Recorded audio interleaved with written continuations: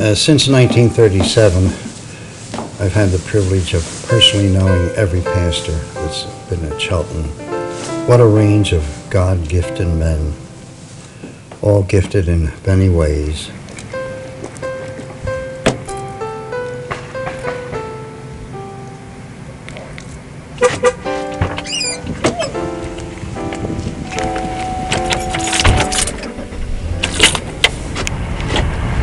The first time I remember playing the organ at Chelton was when I was 15 years old. I walked in the church. I just had one or two organ lessons in the previous week or two. And as I walked into the church, Paul said that you'll be playing the organ tonight. I had no idea I was going to be. And then in the following years, in the following decade or so, I was also organist at other churches. I'm known, somewhat annoyingly so, as building a climax quite often towards the end of a hymn. But that comes from a little bit of my traditional background. Music is a way of expressing our God-given gifts. And music adds such a rich, warm, dynamic dimension to our Christian faith.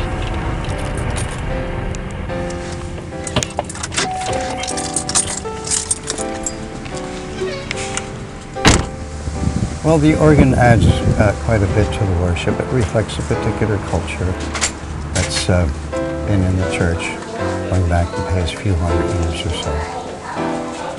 Cultures do change. And although we don't give up the past, our worship now, our worship a couple hundred years ago, our worship at the time of the Reformation, did not resemble the worship of the early church. And the instruments were entirely different through those different periods of time. But the Lord uses all of this and gives us opportunity to give Him praise. It's a joyous experience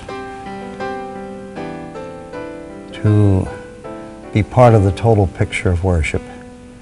Music is only one element, but when we join together in song and praise to God, it's magnificent.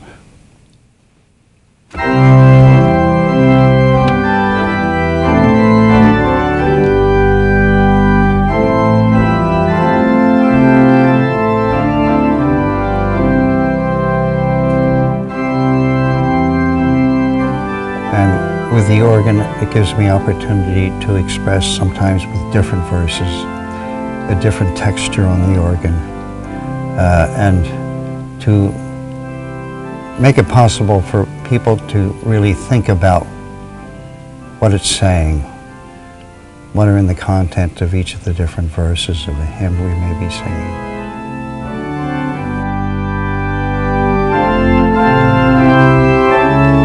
I'm so grateful that the Lord saw fit to use me in some way